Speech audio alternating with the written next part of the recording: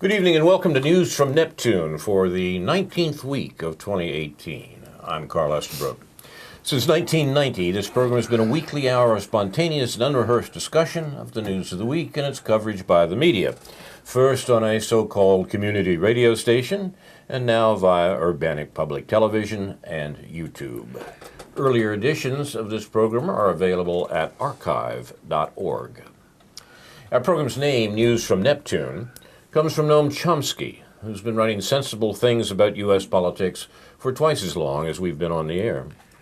Chomsky says in the U.S. media, either repeat the same conventional doctrines everybody is saying, or else you say something true, and it will sound like it's from Neptune. Tonight, David Green and I will try to say some true things, with thanks to Dr. No, J.B. Nicholson, for research. No's notes are posted on the News from Neptune Facebook page. We try to bear in mind the murdered Rosa Luxemburg's remark from a century ago, the most revolutionary thing one can do is always to proclaim loudly what is happening. This is an American Torture and War edition of News from Neptune. We refer specifically to the Senate's ratiocinations about whether they'll appoint unknown torturer who should be in prison to head of the CIA. Our august senior senator, Dick Durbin, says he doesn't know how he's going to vote on the matter and that he may well vote for Gina Haspel to become head of the CIA and restore its torture bona fides. Is also a war edition, referring specifically to Israel's promotion of war with Iran. The news over the weekend includes Israeli attacks on Iranian forces in Syria, attacks that put me in mind of what the Germans said when they invaded Poland in 1939. They announced, "We're finally shooting back." Well, that's what Israel has said this week. A good deal more to talk about this week in terms of perfidious politicians all around in this country and elsewhere. But we'll start with David Green and see what's on top of his list. Well, in no particular order, but let's save the torture for last. Okay. I sat down for my sins, as you like to say, although you never tell anyone what your sins are. Although I guess everyone knows. They are as scarlet. Yes. For my sins, I sat down yesterday and watched a YouTube video of a recent talk that Alan Dershowitz gave over at Follinger Auditorium. I know, I have. I had a lot to repent for, yes. And therefore I chose to spend part of my morning, my late morning, doing that on a perfectly nice day, because I just really wanted to see. I wanted to be able to come in here and say one or the other whether this was just banal or really stupid or really ugly or really evil, and it was pretty much all those things. It was an hour and a half sort of interview style as well as question and answer style event sponsored by some unit of the law school and some unit of the business school and the local Chabad, the Jewish Orthodox house that's in Champaign, the Lubavitcher, as it is called. And Dershowitz, I think he did say, I'll give him credit for saying, I think one sort of honestly correct thing during this time when he was asked about the case of Stephen Salaita, he said that he didn't see any reason why Salaita should have been de-offered or unoffered the job that he had been hired for on the basis of his tweets. He did add that if he was going to propagandize students in the classroom about anti-Zionism in Palestine and so forth, well, then that would be wrong. But Dershowitz, as the civil rights attorney, which he is reputed to be, was at least honest enough to say that he didn't see that. But in the wake of that, he certainly said a lot of ugly and untrue and propagandistic and vile things in relation to those who support the Palestinian cause, the BDS movement. He threw in some choice invective at Jewish Voice for Peace, which I'm a sort of a nominal member of, I would say, and probably until my next dues comes up and I don't pay it, but still. I support Jewish Voice for Peace largely. It's just that I'm not quite on board with some of the things that they're doing right now.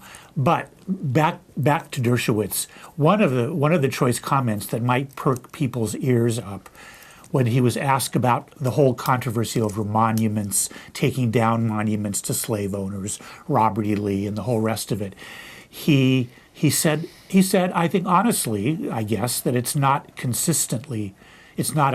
issue that's consistently looked at. And then the example he gave was Malcolm X. He said, and he referred to Malcolm X as a criminal and bigot in unqualified terms. I mean, Malcolm X is certainly well known to have been a criminal in his younger days, to have served prison time, and then of course to have belonged to the Nation of Islam, which in some ways could be called bigoted, but certainly that isn't all we know about Malcolm X. But that's apparently all Dershowitz knows about Malcolm X. That's all he needs to know, right? Yeah. So there you go. I don't think that would find favor. I mean, freedom of speech aside, well, not freedom of speech aside, he was there under the auspices of this ongoing conversation that we're allegedly having about civil rights, civil liberties, freedom of speech, so on and so forth. But it doesn't do any honor to this campus to have someone who speaks in such an ignorant and himself bigoted fashion about what's going on in the Middle East. And it's pretty much the stuff that at some point ceased bothering me that much, but I found that I still have some reserve of rage left when I hear the kind of things that Alan Dershowitz, the kind of lies that Alan Dershowitz tells about Israel and Palestine and how the Palestinians have just never from the very start wanted a Jewish state. It's like they were supposed to want a Jewish state in 1895, in 1914, in 1930. I mean, when were they supposed to want a Jewish state? They gave in to having a Jewish state in at least the PLO or Yasser Arafat gave into the idea that there could be a Jewish state, that the land could be shared sometime in the mid-1970s. But it's Israel who hasn't recognized that ever since. So Dershowitz continues, as I said in one of my recent letters, to heap calumny upon the Palestinian people, and that is hardly a context in which to highlight civil liberties and freedom of speech, unless we come back to the basic maxim that we must believe in freedom of speech for those we most despise. Otherwise, we don't believe in it at all. Exactly. An observation attributed to Noam Chomsky, and it seems to me quite a correct one as well. We've had a bit of a kerfuffle this week. Yes, we have. Well, you have. I don't know. I've been implicated, I guess. You've been implicated. That's whether I like it or not. I was looking for. On about a term that we've used here, or I've used here at least, and it teaches me, that someone who announced, I think it was after 9/11, that in the post-9/11 world, irony is dead. Well, I thought that was perhaps a bit much at the time, but this week confirms that for a lot of people that's true.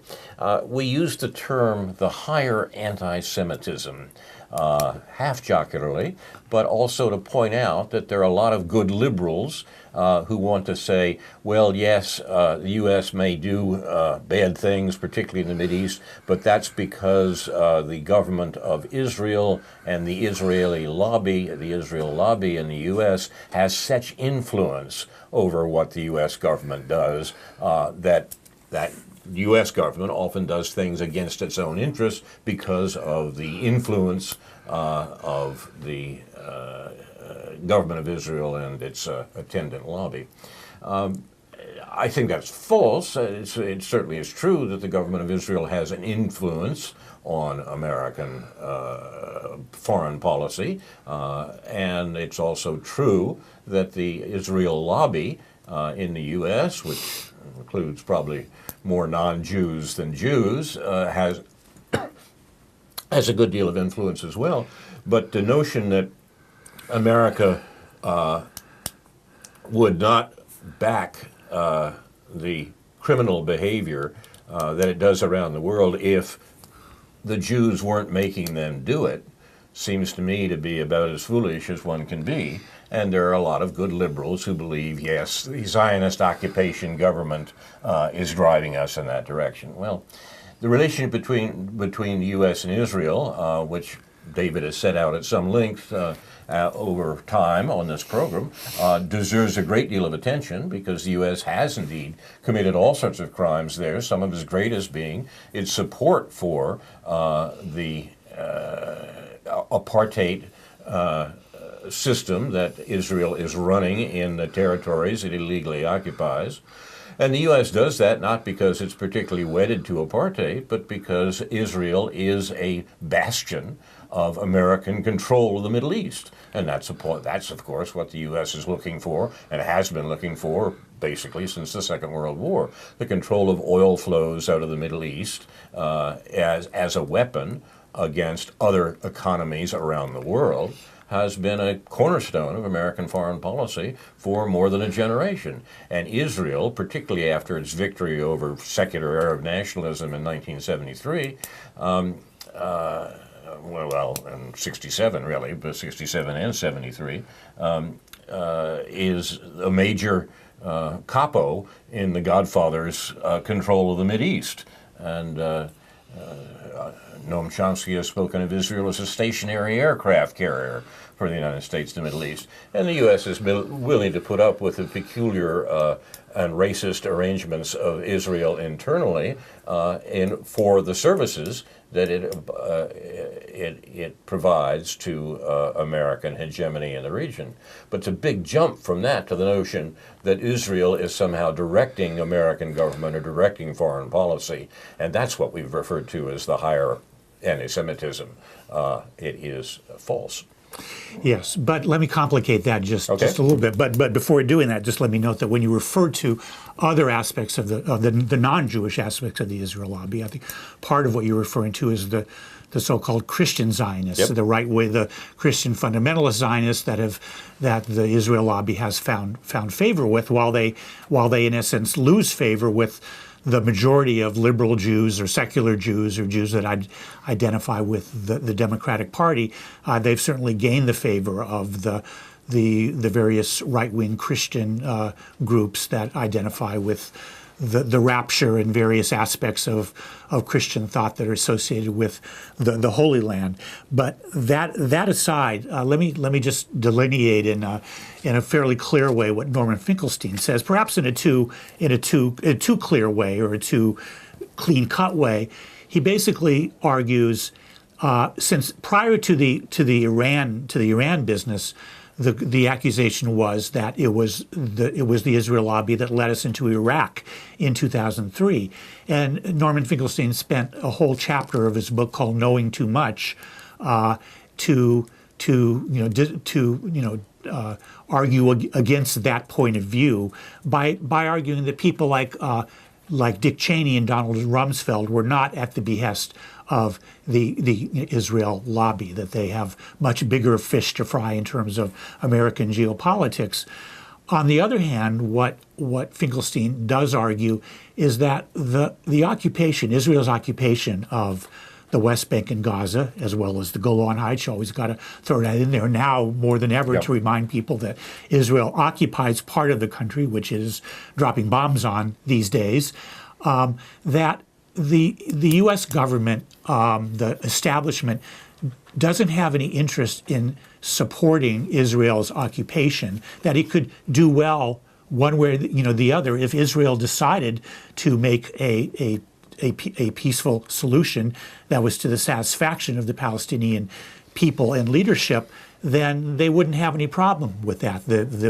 Whether it was George W. Bush or Barack Obama or whomever, none of them would have a problem with that. And it's the influence of the lobby, especially with Congress, that maintains, since Israel does want to maintain this occupation and expand it and secure it and annex as much land, de facto annex as much land as they possibly can, that we go along with that not because of the lack of resistance of the U.S. government to that Israel lobby point of view, but that resistance has come into play in other contexts. Whether you go back all the way to the George H.W. Bush years and the whole business, James Baker and selling AWACS to Saudi Arabia, or getting the Israelis not to sell weapons to China at that time, that there have been many instances in which the Israel lobby had to back down. The case of Jonathan Pollock, is it Jonathan Pollock or whatever his name was, that spy who was finally let go. He couldn't get out of jail free, even though the Israel lobby wanted it for many years, because he just stepped on too many CIA and other toes at that time. That wasn't going to fly. But all that being said about the power, where the lobby has power, where it doesn't have power. As we discussed last week, I think there's a gray area here because, after all, I raised an issue last week about your understanding of Israel leading the Israel lobby, or Israel, the relationship between Trump and Benjamin Netanyahu leading us to war against Iran. And the question becomes whether Iran is a different kettle of fish now than Iraq was in 2003. And for peculiar reasons, it very well might be, and there might be more reasons to ascribe Israeli influence, and which is not necessarily always the same thing as the Israel lobby per se, or AIPAC per se. But AIPAC is going along with Netanyahu's fervor in his hatred of Iran and all of this business. One difference, of course, is that Iran is a much larger country than Iraq, better armed, and has some famous friends, so to speak, in that Russian and Chinese support for Iran is much more substantial than support from either of those or anyone else was for Iraq. Iraq was a low-hanging fruit in this regard, and so we could kill 1 million Iraqis without too much hesitation, without too many complications. Iran is a different kettle of fish, to change the metaphor. As it was when we encouraged Iraq to attack Iran in the 1980s. Exactly. And in spite of suffering hundreds of, probably 1 million deaths, Iran was able to hold off Iraq in that war, and Saddam Hussein, who was our friend at that quote-unquote friend at that time, had to back down. A couple of points on this, David, that I want to go back and pick up along the way. Your quoting of Norman Finkelstein and the peculiar relationship of American administrations and the Israel lobby is distinctly apropos. My favorite reference to that is James Baker, Bush's Secretary of State, who said Bush 1, yes. Bush 1, Secretary of State, who said, and I translate this from the Anglo-Saxon, copulate the Jews, they don't vote for us anyhow. So there are varieties here, and Finkelstein's account is probably the best available in terms of what happened. Even more recherche point,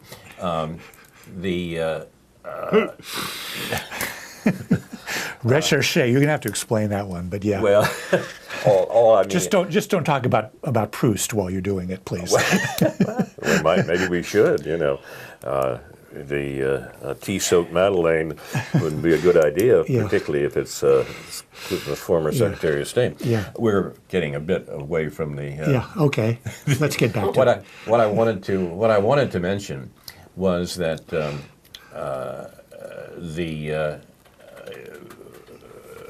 your discussion of evangelical Christians in America and their support for Israel based on what are at least ostensibly theological ideas, theological or at least religious ideas, particularly associated with the peculiar doctrine of the rapture.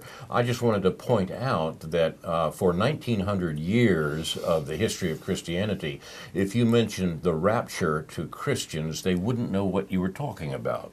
The rapture is a peculiarly American development in the late 19th century, a development of end times theology or something like that. Millenarianism, I think. Millenarianism, yes, although that there is a Christian tradition of millenarianism and a variety of views that does indeed go back 2,000 years.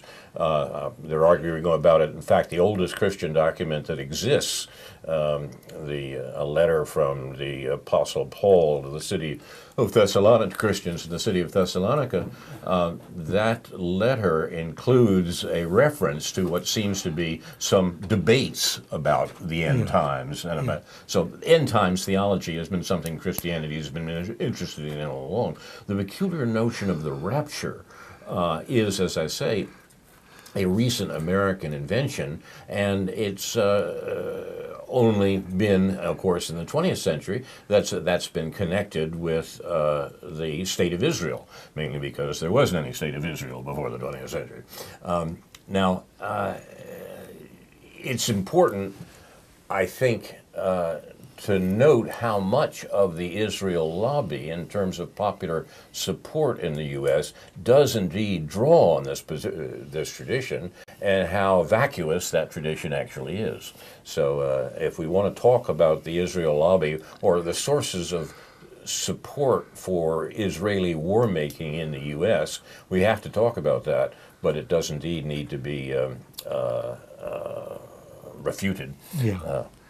And I guess I've always felt that these Christians were, I mean, it's a sort of a political ploy by the Republican Party to support Israel, to increasingly support Israel, and to increasingly use Israel as a means of getting the votes of fundamentalist Christians or people who identify with Pat Robertson or Jerry Falwell or whomever it is that is seen as a spokesperson for these people at this time, and those who stress the alleged anti-Semitism of these people, even that, I mean, it's arguable for sure that people who feel like Israel should get into a war over there so that the rapture can happen and that the Christians are going to ascend to heaven and maybe take a few Jews with them if the Jews say the right thing. I don't know. See the light, right? Yeah, but most of them are going to that other place. And that offends people, and that's understandable. And that's anti-Semitism in a certain way. And it's understandable that people want to call it that. But it's not anti-Semitism of the order that should ever really concern people who are on this earth at this point in time. I mean, American Jews who are on this earth at this point of time. I mean, again, these people can think what they want, say what they want. I don't think their understanding of Jews threatens Jews in any way. What it does threaten, what their support of Israel does, is threaten the well-being of Jews and everyone else in that region, and with the incipient nature of violence in that region due to these American foreign policies. An accurate account of politics in the region, particularly the politics of the United States and the politics of the State of Israel, is a consummation devoutly to be wished, and perhaps a little different from what the evangelical Christians think about the rapture, and this consummation has been in the making for many years, but we don't seem to be making a whole lot of progress with that. So, but you never know. We are getting further and further afield here. There's in fact a wonderful textual problem in the text of the play of Hamlet, where that line comes from, a consummation devoutly to be wished. And the problem seems to be that the author of the play was making a joke about consummation in any case, where consummation is taken to be either death or sexual completion, and finally it means being eaten up. So it is the author who was the author of the Shakespeare plays, who was addicted to puns and double meanings and multiple meanings, seems to have included all that there. So it recommends itself as an open. I guess that lets my 8th grade algebra teacher off the hook for making puns about to be or not to be. Well, that's not bad either. So. You're watching News from Neptune, and we are perhaps off the trail a bit here. But I do want to say something about the scandal of the week, or the other scandal of the week, which, of course, is Trump's withdrawal from the Iran nuclear deal. Our friend Jeffrey Sinclair at Counterpunch writes, Trump's decision to violate the Iran deal and reimpose crippling sanctions on Iran should be viewed as an act of war. Sanctions are war by other means. This is true in international law, by the way. In fact, if you're really good at the sanctions offensive, you can kill hundreds of thousands of people, many of them children, declare on TV it was worth it, be feted as a credit to your gender, and go on to write an irony-free book about how other politicians are sparking the rise of a new kind of fascism. Now, Jeffrey Sinclair here is talking about Madeleine Albright, who was Bill Clinton's Secretary of State eventually, and was responsible for saying that the sanctions against Iraq, which were widely reputed to have killed 500,000 children in the years that they were on, were worth it, according to Ms. Albright. And the parallel that Jeffrey draws between Albright and the sanctions of the Trump administration are accurate. We should remember that, and remember that the discussion of sanctions is serious. It kills people, and that's what the American government is doing in Iran right now, and the remarkable forbearance of Iran has to be seen in that light. The U.S. is not simply making declarations. The U.S. is attempting to manipulate its control of the international financial system in order to kill Iranians. And this is, of course, with the encouragement of our friends in Israel, but nevertheless, this is an American policy, and it is the American policy that could easily lead to war in the Middle East, war which would involve not just Iran and the U.S., but Israel, Russia, and even China. It is a very serious business indeed. Yeah, one thing that arises there in relation to that and the previous argument, when people who criticize the boycott, divestment, and sanctions movement, and there's really no sanctions involved in the BDS movement that I know of, and if they were, they would be sanctions. They wouldn't necessarily. I mean, perhaps the BDS leaders would like to see governments do things to sanction Israel that would hurt Israel in a similar way that perhaps South Africa was hurt in the 1980s, but that hasn't happened yet. But when the word sanctions is used in this Iranian context, is almost as if it's not the same word that is used in the BDS context. It's like it's just something different. People don't even think, oh, that's a sanction. That's what our government is doing. This takes a toll on people, and that's just fine.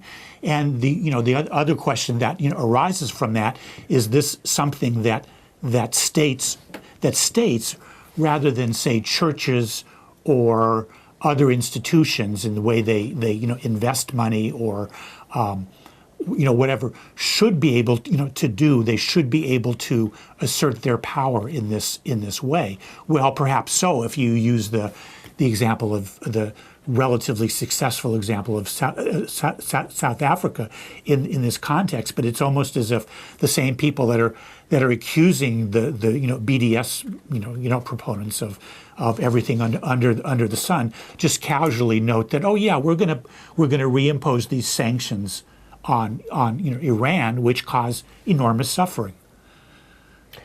The leading English language reporter on the Middle East, Patrick Coburn, writes this week, and I quote, if Europe wants to remain on the world stage, it must resist Trump on Iran.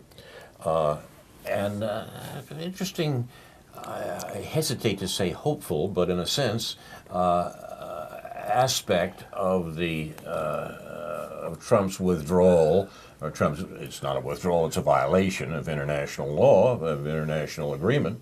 The fact of the matter is that it may lead to a weakening of the U.S. control over the foreign policy of European states. This is no bad thing. We've seen the behavior of President Macron, President Macaron of France, and of Angela Merkel. And the fact of the matter is that they do not support Trump's violation of the Iranian nuclear agreement, which they're part of. I mean, there are 6 countries involved in the Iranian nuclear agreement. The U.S. is only one. And the others all want to continue it as being a hopeful and successful relationship with the state of Iran. So there's a peculiar sense in which the wedge that is being inserted between the U.S. and the European states by Trump's withdrawal from the agreement may be a good thing, capital G, capital T, and that we may find a more international and cooperative arrangement on these issues that will reduce the ability of the United States to torpedo things like the climate agreement and the other international arrangements that supposedly should come out of the United Nations. So we'll see. Yeah. So yeah, I mean, well, the thing about this is that in order to enforce sanctions against Iran, apparently the U.S. is going to need to enforce sanctions against the governments that want to deal with Iran, exactly, which includes Germany, France, and exactly, many other governments that are players in the global economy. Yes, yes. Mm-hmm. And the analogy is just a one to carry it forward a little bit. It would seem to me that if you want to talk about sanctions of states against the economies of other states, that might be an arguable tactic in certain contexts, as it perhaps was in the South African context. But the point here to say is that you do it because the people of that country support it, exactly, not because it hurts the people. That's right. In Iran, that is absolutely not the case. So these people are always saying, well, we represent the true interest of the Iranian people against the mullahs and the hardliners right, and even ironically the sort of neoliberals who run that country. But still, the question is this what the people, whatever the various factions, of course, Iranian politics is extremely complicated, but whatever it is. Has anybody asked the Iranian people if it's in their interest to support sanctions? And of course, the overwhelming answer from perhaps every quarter would be no. I'm actually amazed at the willingness of American officials to lie about the situation in Iran. They're talking primarily, of course, to Americans to try to justify the outrageous activities of sanctions and war promotion that the American government is engaged in by explaining to Americans, well, you see, the Iranian people as a whole are languishing under the control of the regime in Iran, and therefore we have to change that regime for the benefit of the Iranian people. This is nonsense across the board. It was nonsense when we said this about Iraq, by the way. The notion that all the U.S. is doing is righting the wrongs of oppressive governments around the world is pure propaganda of the U.S. sort, and I was amazed that they would that American officials would go so far as to invoke such an obviously false account. It suggested that they basically had nothing else in their armory. Yeah, yeah. So I don't know. I just wanted to make it maybe to change the subject a little bit about Gina Haspel. Oh yes. To raise the Bloody issue. Gina, right? Yeah. So we opened the local newspaper this morning, and we see the editorial view, the editorial board view that Gina Haspel absolutely should be. I guess should be confirmed, and we're talking about Dick Durbin and all these people, and I guess the first question I would ask is, how different is she than anybody else who would have been nominated? I realize that she was more implicated, but again, in this question, the obvious question is, okay, we're making a big fuss about what she did, but this is what the CIA does. This is what anybody. Was there something unique about the torture that was going on subsequent or prior to the Iraq War, subsequent to the attacks on the World Trade Center? Was there something unique in CIA annals about that?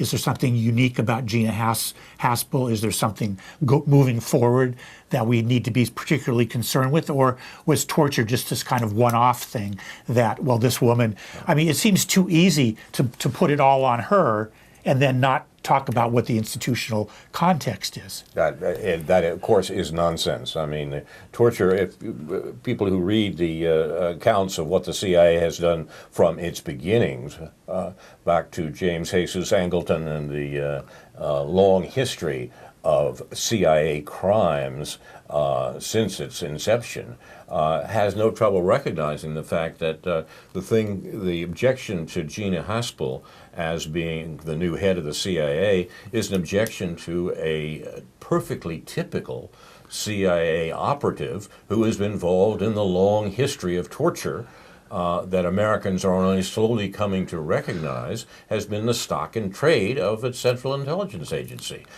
There are a large number of people who should be in prison right now for operating the torture regime of the CIA in their careers. We remember that when Barack Obama became president, he said, "Oh, we have to look ahead, not to the past," and therefore, you wonder what would have happened if they'd said that at Nuremberg, for example. And he said, "We have to look ahead, not to the past." There were plenty of Germans who would have been happy to do that, I'm sure. But the fact of the matter is that the acceptance of the torture regime by the Obama administration is the background of the promotion of people like Haspel, who seems to have been very directly involved with the torture that the CIA practiced while she was an employee of the Langley operation. She should be in prison. She shouldn't be in an office in Virginia. But the fact of the matter is that we are watching all our liberal spirits in the American government say, well, of course, she's a professional and we have to give her some credit on this. Dick Durbin, our senior senator, has waffled on whether he'll vote against her promotion to head of the CIA. Many other good liberals, particularly the liberals who are positioning themselves to be Democratic presidential candidates like Kamala Harris and Cory Booker are busily saying, well, of course, she's a professional, and this is a good job for a woman. I'm not making that up. Yeah, no, I'm not surprised by that. The other, besides the unsigned or the editorial board editorial in the News Gazette this morning, there's also a Washington Post column by the guy who's standing in for Charles Krauthammer while Charles recovers from being a complete lunatic, and You are an optimist, aren't you? And Mark, this fellow Mark, Thiesen. Thiessen. I really don't know. Let's I call even the whole looked it thing up off, on Wikipedia. yes. Right, I looked it up actually on Wikipedia because sometimes they tell you phonetically, but they didn't do it in this case because, as everyone knows, I like to get everything exactly right. But still, he was arguing. He made it. It was a horrible column, of course. But I think he either argued or referred to somebody who argued that, yeah, she's the best.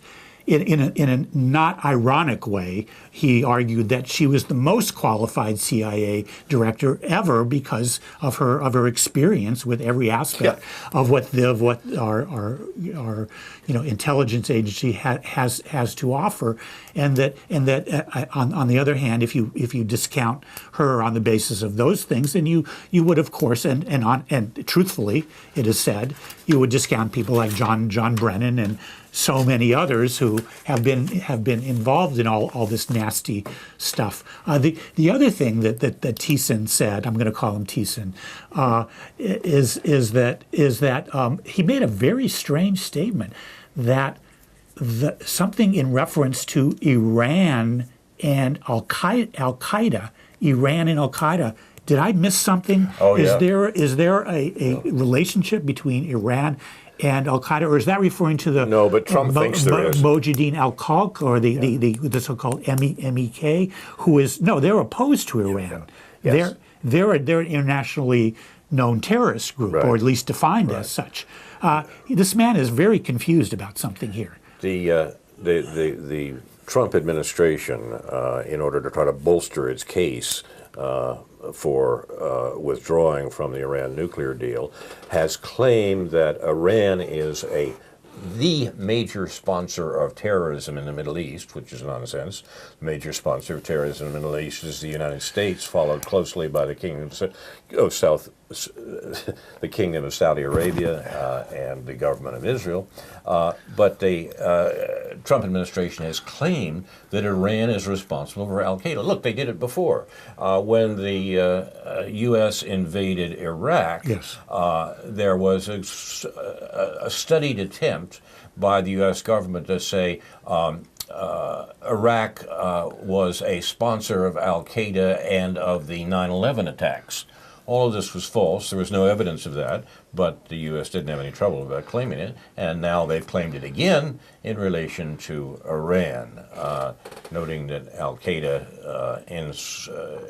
was a Sunni operation, doesn't bother the American government, which is often a little unclear about the difference between Shia and Sunni anyhow. Yeah, well, and at least in accusing Saddam Hussein of being involved with it, you could at least say that he was of Sunni background, whereas with Iran, how do you even? I mean, I've never heard such a thing before. Trump said it last week. Okay, well, and so Thiessen is just repeating what Trump says. I'm afraid so. So the question becomes, and I don't know if you read Justin Raimondo's column this morning on the antiwar.com website. I mean, it's sort of what you would expect, except his tone at the end of his discussion about Iran and Israel and the Iran nuclear deal and all that stuff, he's, in a sense, mildly optimistic about, I guess, supposedly based on the fact that he doesn't think that Trump himself is inclined towards war. And as if that matters. Yeah, right. And so, but I expected. I mean, he's Justin has always been someone who was the most concerned about any implication in regards to what he's called the war party, or what he does call the war party, which is a broad range of both liberals and conservatives, neoconservatives, not necessarily on a partisan basis.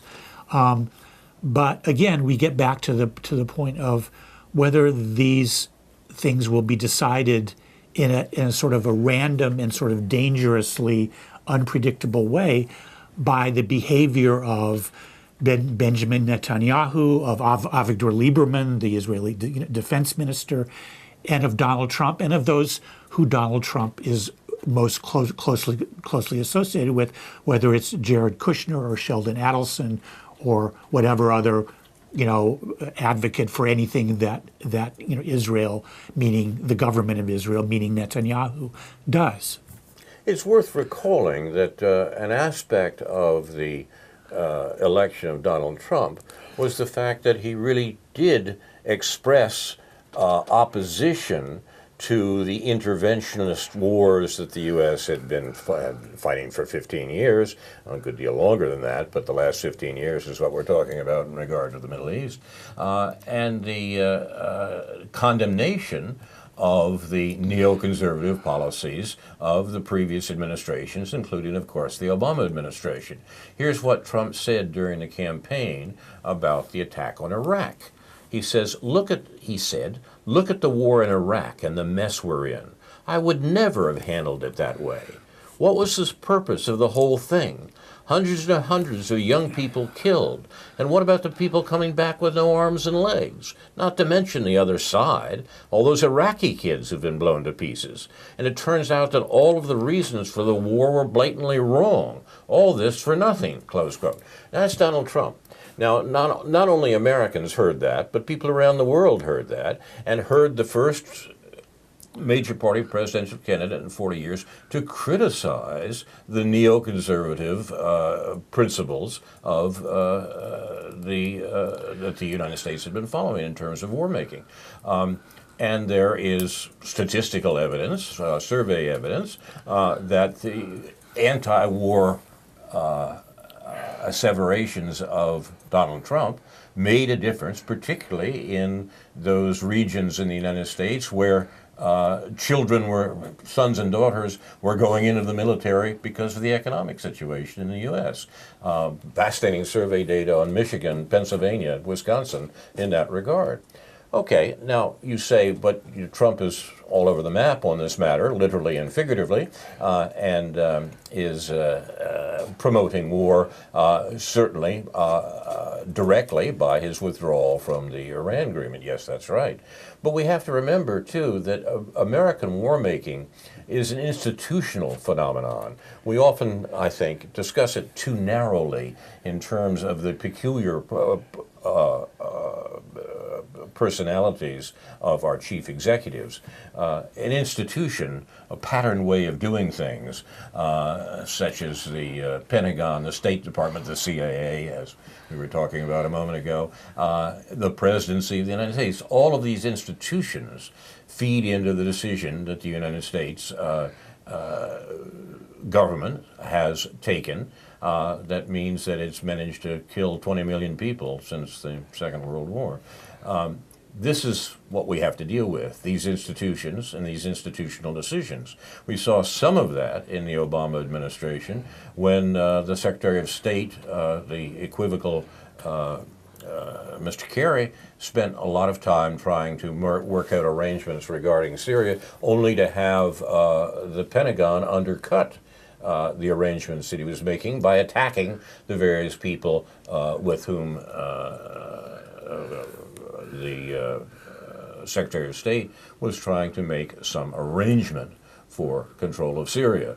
The history of the Syrian war, the history of America's war on Syria, and it's nothing less than that, involves the conflicts of various institutions within the United States over how that war is to be fought. What we have to understand in this country is that our government, which frequently lies to us about what it is actually doing, is pursuing goals that are nefarious in themselves and that Americans should know about. But it's protected by a bodyguard of lies, and as a result, Americans don't know about the sorts of things that the U.S. is doing in the Middle East, and they don't know that they don't know. So we are involved in a situation in which the U.S. continues to commit crimes throughout the Middle East and indeed around the world, and the entity that should be most opposed to it, the American people, is exactly the one that the U.S. government is most concerned about keeping in the dark. Yeah. One thing I might say or feel compelled to say as a kind of a minor mea culpa is that in discussing, and the reason I'm saying this is because sometimes it says it's Trump.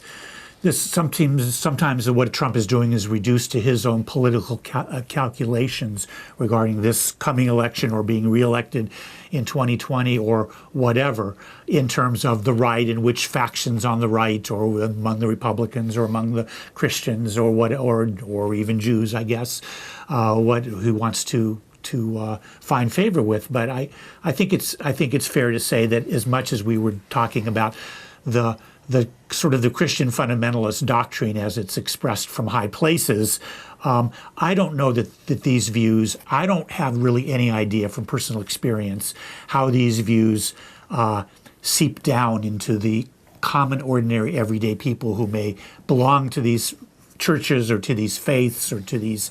I don't really know what the reality of this is, either in terms of church doctrine or what goes on in the heads of people. So I don't want to ascribe crazy beliefs to people who may believe one thing or another, but probably aren't. I wouldn't want to necessarily assume that they want to do everything that Israel wants, that they like the idea that Israel is bombing Syria, or that they like the idea of the way Israel is treating the Palestinian people. I don't know enough about people, about this group of people whose paths I generally do not cross for perhaps obvious reasons, or maybe I'm crossing their paths and not knowing it because I'm just working with them or doing other things with them. It certainly is worthwhile in discussing American foreign policy, and particularly when American foreign policy, the phrase is a cover for killing people around the world. It's certainly worthwhile when we talk about American killing people around the world that we pay attention to whose interests are served by that killing and why that killing takes place. That's the real task, it seems to me, that we have to get on. The stories that are told that cover sin with smooth names, as the scriptures say, that's one thing. But the attempt to give a real account of whose interests are being killed, whose interests are being served by all the people who are being killed, that's more difficult. And indeed, the society works very hard not to notice or to cover over that account because the answers are so terrible. Yeah. Our task is to rip off that mask. And even at the most basic factual level, who did what to whom first, and who was retaliating to whom? Well, we saw this past week in relation to Israel and Syria, and the New York Times reporting on that, which was appropriately critiqued on Mondo Weiss, and I'm sure in other places. So the idea that somehow Israel is always retaliating, whatever they do, whether it's in Gaza or Syria, they're always retaliating. Here you had a perfect example, a perfect case study of who shot first. It was Israel who shot first. And the New York Times journalists, reporters, either they tried to take in sort of an even-handed report, or they basically just asserted that Israel was, retaliating to Iranian attacks on the Golan Heights or whatever. Okay, I mean, ultimately, it isn't even that important who did what to whom first. But in this case, it was clear who's provoking this recent iteration of the cycle of violence in Syria. Not that you can, Israel is nothing but or Syria is nothing but a cycle of violence for the past seven years. But in this case, Israel done it, and it can't be said. And that fact illustrates the importance of getting the story right. when we have powerful institutions in the society that are in the business of making sure that you don't get the story right. I don't mention just the Washington Post and the New York Times, but the entire situation that was described by Herman Chomsky in their classic volume of more than a generation ago, Manufacturing Consent, describes the way in which American war-making is sold to the only enemy that American institutions of governance actually fear, that is the American people. You are the object of the propaganda that's the stock and trade of the greatest propaganda system that ever existed, the American government and media. Now, it's the situation is one that leads to despair if you think much about what the U.S. government is able to get away with this, what one director of the CIA once called the mighty Wurlitzer, the organs that able of propaganda that could be loosed upon the American people. Americans have to be more attentive to the facts of the matter, not the sorts of nonsense that we get from Washington and similar institutions. It reminds me in a way that, did you mention the passing of Gabriel Kolko? It's been a few years ago, yeah. It's been a few years. But there was an account just recently of the way in which he is one of the very few historians that allow us to see something about what the fictions of American war-making for the last generation and two actually were. Yeah, well, we need more people. We need more his people classic book, Anatomy of War, has gotten a little more notice recently with the 50th anniversary of the events, of some of the events of which he accounted in that book, which was Vietnam from early on until through the whole thing. But yeah, it's still probably the most prodigious account of what actually happened there, and a really difficult and dense book. But these things have an importance. The very few Americans realize that the celebration this week of the victory over Nazi Germany in Russia grows out of the fact that the defeat of Nazi Germany was not arranged by the United States. The defeat of Nazi Germany cost the Soviet Union 27 million people. The total casualties of the United States in the Second World War was perhaps 500,000 at best. But most Americans believe that, of course, America rose up and defeated Nazi Germany in the war. Getting the story right has important contemporary ramifications. The myth of the good war, World War II, is one of the most important of them, I think. You have been watching News from Neptune for the 19th week of 2018, presented by Carl Estabrook and David Green, produced and directed by Jason Liggett, Ethan Young, and Andrew Scollery. This has been an American Torture and War edition. Our thanks to Research Director Dr. No, J.B. Nicholson, the third man on News from Neptune. No's notes are posted on the Facebook page for News from Neptune. Inshallah, we'll be back next week with a new edition of News from Neptune. To remind you, in the words of Edward de Vere, what's past is prologue, what to come, and yours and my discharge. In the meantime, confusion to our enemies, and a good night to you.